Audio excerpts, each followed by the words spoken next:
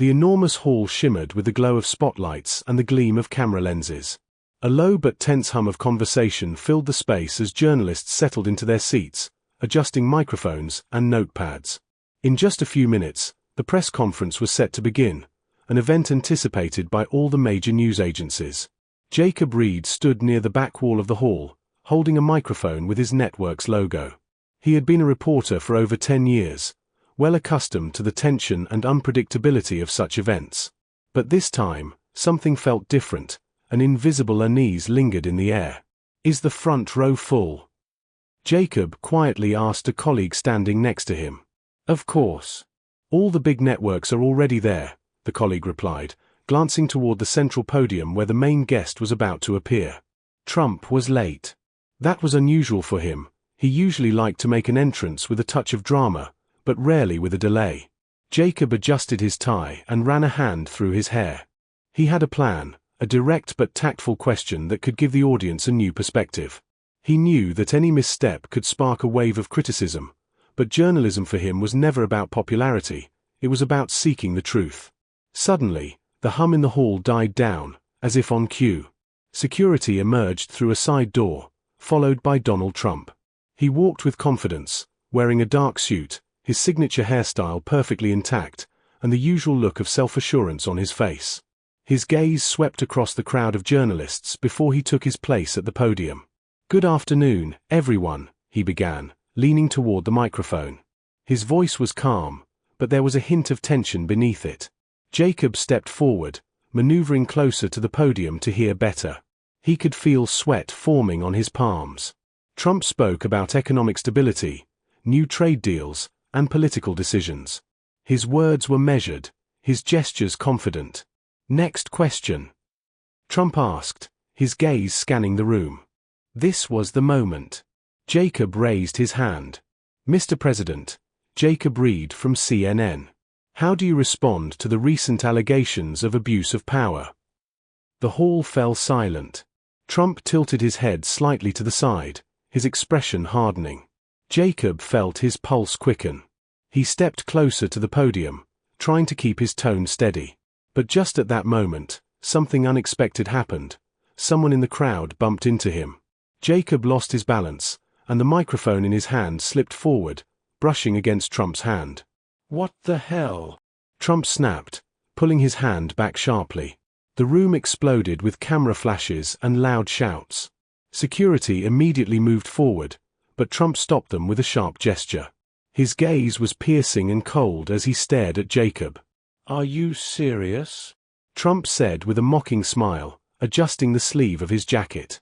"I'm sorry, that was an accident," Jacob said quickly, feeling his insides tighten with tension. Trump raised his hand, pointing at him. "An accident? There are no accidents." Jacob felt the blood drain from his face. He saw the crowd of journalists tensely watching his every reaction. The cameras were trained on him. Trump leaned toward the microphone, his gaze still cold. "Next question." Jacob lowered his hand, feeling his heart pounding in his ears. He wasn't sure what to do, leave or try to salvage the situation. But even then, he knew this incident would have consequences. Jacob stood, holding the microphone, but his hands had already started to tremble. The cameras kept capturing every detail, the beads of sweat slowly rolling down his temple, the way he nervously pressed his lips together, trying to steady his breathing. It felt like his heart was beating so loudly that everyone around could hear it. Trump seemed to have already forgotten about him, or at least pretended to. The president had turned to another journalist, answering the next question with the same confidence that might have seemed natural, but Jacob noticed the slight tension in his facial muscles. It didn't fool him. Trump was irritated. "Next question," Trump said sharply, shooting a brief glance at Jacob. The journalist to Jacob's right raised his hand. "Mr. President, what do you think about, I hope at least you'll manage to keep hold of your microphone," Trump interrupted with a nervous smile. A few isolated chuckles sounded in the room, but the atmosphere remained tense. Jacob felt his face flush with heat. He knew this incident would be talked about everywhere, on the news and across social media. His mistake had already gone public. But something in Trump's expression, in the way he quickly shifted the conversation, made Jacob suspicious. He scanned the room and saw one of the security guards speaking quickly into his earpiece, his eyes scanning the crowd for someone. Jacob's journalistic instincts kicked in. Something wasn't right. And he was going to find out what it was. Jacob hastily pulled his phone from his pocket. His hands were still shaking. He opened the news feed, and his heart sank. A breaking news headline had already appeared on one of the channels. Microphone falls on Trump during press conference. Jacob felt his face flush again. The article claimed that a journalist from WNB accidentally dropped the microphone, nearly hitting the president. Some comments were already calling it a deliberate provocation. "Unbelievable," Jacob whispered, scrolling through the comments. Angry messages were pouring in. "This journalist needs to be investigated. How can someone be so careless at an official event? He probably did it on purpose." Jacob found it hard to breathe. He knew this situation could cost him dearly, possibly even his career. He looked up toward the stage again. The president was already leaving, flanked by security, but one of the guards, the one who had spoken into the earpiece earlier, was now looking directly at Jacob. His gaze was sharp, almost suspicious. "No, this isn't just a mistake," Jacob muttered under his breath. He quickly left the room, heading toward the service corridor. He needed to find out who had released the news so quickly, and why it had been framed this way. He had a feeling someone was trying to make him look bad, or even using this incident for some hidden agenda. Jacob's heart was pounding in his chest. His breathing quickened, and his head buzzed with adrenaline. He rushed down the corridor and slipped through a side door into the evening air. The cool night breeze hit his face, but it didn't help. The tightness in his chest only grew worse. He took a few steps along the sidewalk, trying to steady his breath. His hands were trembling, and his vision blurred. "Stay calm. Just stay calm," he whispered to himself, gripping a nearby lamppost. His legs felt weak. Jacob tried to take a deeper breath, but suddenly his chest tightened painfully. He barely registered the sight of a passing couple before everything went dark, and he collapsed onto the cold pavement. "Oh my God!" He fainted. A woman's voice shouted, "Call an ambulance." "Now!" A man's voice yelled as he crouched over Jacob. Jacob heard distant voices and felt someone touch his face. Then the sound of sirens, the flash of blue lights. "Is he breathing?" someone asked. "Yes, but barely. Be careful, lift him gently." Jacob felt his body being lifted and laid onto a soft surface. Then a sharp pain in his temple and the faint sensation of movement. They were taking him somewhere. He tried to say something, but his lips wouldn't respond. The voices around him started to fade. And he slipped back into darkness. Loud sirens cut through the air, making everyone in the room tense up. Trump, who had just been answering a question, fell silent and looked up. The journalists began glancing at each other, and someone had already pulled out their phone to find out what was happening. "What's that noise?" Trump frowned, looking at the guard standing by the entrance.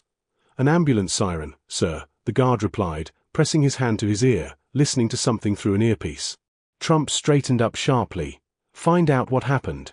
The journalists were already rising from their seats, heading toward the exit.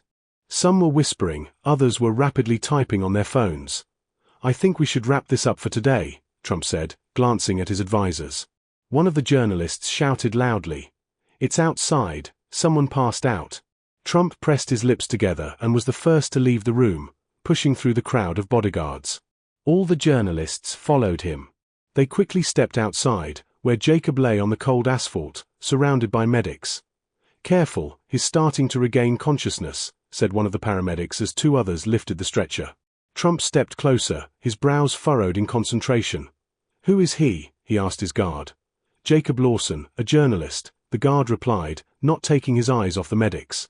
Trump hesitated for a moment, then stepped forward, standing almost next to the stretcher. Jacob slowly opened his eyes, saw Trump's face above him, and smiled faintly. "Well, this is unexpected," he croaked. Trump leaned in slightly closer. "Get some rest, kid," he said, then added with a half-smile, "I hope it wasn't because of me." Jacob tried to respond, but the medic placed a hand on his shoulder. Rest, don't strain yourself, said the doctor. The paramedics rolled the stretcher into the ambulance, and the doors closed. Trump stood still for a few seconds, watching the vehicle drive away before turning back toward the crowd of journalists. Okay, folks, Trump straightened up and walked back toward the building. I think that's it for today. Jacob woke up in a hospital room, where the only sound was the soft hum of the machines. The bright light from the window made him squint. He felt a dull pain in his head and weakness in his body. Finally awake, came a voice from the corner of the room. Jacob slowly turned his head and saw his colleague, Mark, sitting in a chair by the bed, holding his phone. What happened? Jacob croaked, raising a hand to his forehead. You passed out right in the middle of the press conference. Mark lowered his phone and looked at him with curiosity. All the journalists saw it. Even Trump came out to check if you were okay. Jacob raised his eyebrows slightly. Trump? Seriously? Yeah. Everyone's talking about it. Your story is already trending. Journalist collapses after MIC incident during Trump press conference. Mark showed him the phone screen, which was already filled with dozens of headlines featuring Jacob's name. Jacob ran a hand down his face and sighed heavily. This is ridiculous. Oh, that's not all, Mark smirked. Do you know what Trump said before you left in the ambulance? What? I hope it wasn't because of me. Mark laughed. There are already tons of memes about it. Jacob smiled tiredly. Well, that's definitely not how I wanted to get famous. A nurse appeared in the doorway. How are you feeling? She asked kindly. I feel fine, Jacob replied, trying to sit up. Good. The doctor will be in to see you soon. When the nurse left, Mark lifted his phone again. Also, he smiled slyly. You've gained a ton of new followers on social media. Oh, no. Jacob rubbed his face with his hands. You're a star now, man. I just fainted. Jacob laughed. It's not about what happened, it's about how the news spins it, Mark winked. Jacob sighed deeply and leaned back against the pillow. He still didn't realize that this incident would be the beginning of something much bigger. The next day, Jacob lay in the hospital bed, staring at the ceiling. He still couldn't believe how quickly the situation had escalated. His name was everywhere, in the news, on social media, even in evening talk shows. The door to the room suddenly opened, and Jacob heard a familiar voice. May I come in? Jacob turned his head and almost jumped. Standing in the doorway was Donald Trump, in a dark suit and red tie, with a bodyguard beside him. Yeah, of course, Jacob replied, still a bit flustered, trying to sit up straighter. Trump entered the room and walked over to the bed. His face was serious, but there was a softness in his eyes. I heard you were here, and I decided to stop by, Trump said, sitting down in the chair next to the bed. How are you feeling? I'm feeling better, thank you, Jacob replied, still not believing his eyes. Trump nodded and paused for a moment. Then he sighed deeply. Listen, I want to apologize for the MIC incident. That shouldn't have happened. I was a little hot-headed. Jacob raised his eyebrows. Oh. It's okay. Everyone gets nervous at press conferences. Maybe, but that doesn't excuse my tone, Trump responded. I respect journalists, even when they ask uncomfortable questions. Jacob smiled. It wasn't the hardest question I've asked. Trump smiled back. I know. He stood up and extended his hand. I'm glad you're okay. Jacob shook his hand, still not quite believing that this was really happening. Thanks for stopping by. Trump nodded and was about to leave when he paused by the door and turned around. One more thing. Next time, ask me an even tougher question. I'll be ready. Jacob laughed. I'll make sure to. Trump winked and left, leaving Jacob alone with his thoughts. He leaned back on the pillow, still wearing a faint smile. This was definitely a day he would remember for a long time.